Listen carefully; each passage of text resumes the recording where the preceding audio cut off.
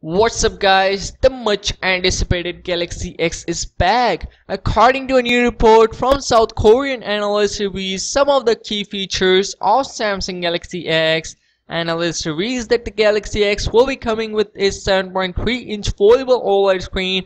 Well, on the outside, here is one more screen that is 4.5-inch. When the device is unfolded, you can enjoy a 7.3-inch tablet-like display, and when the device is folded, you can enjoy a single piece of smartphone. Analysts reveal that its suppliers will begin sending parts to Samsung Electronics starting in November this year so that it can begin mass production. And the craziest leak is that the foldable phone of Samsung is going to cost twice as much as other top phones, and yes, it will be cost 2 million won, almost $2,000. Yes, $2,000. So prepare your kidneys, prepare your money, or prepare your gold, diamond, or ruby, or whatever you have for the $2,000 Samsung's foldable phone. Analysts also says that the Galaxy X will be unveiled at MWC 2019, and the prototype of this phone will be showcased in front of mobile carriers and private meeting at CES 2019. And previous reports have suggested that Samsung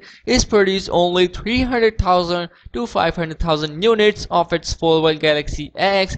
If the expected price point is accurate, then it would certainly put Samsung's foldable smartphone out of the reach of most customers who won't be able to justify spending almost $2,000 on a smartphone. But yeah, that's all about the Samsung Galaxy X and its pricing. Now let me know what you guys think about it. You want to buy this phone or you'll go with Galaxy S10 to save almost half the price? Let me know in the comment section below, and make sure to subscribe for more upcoming daily tech videos. And as always, I will catch you guys in the next one. See you soon.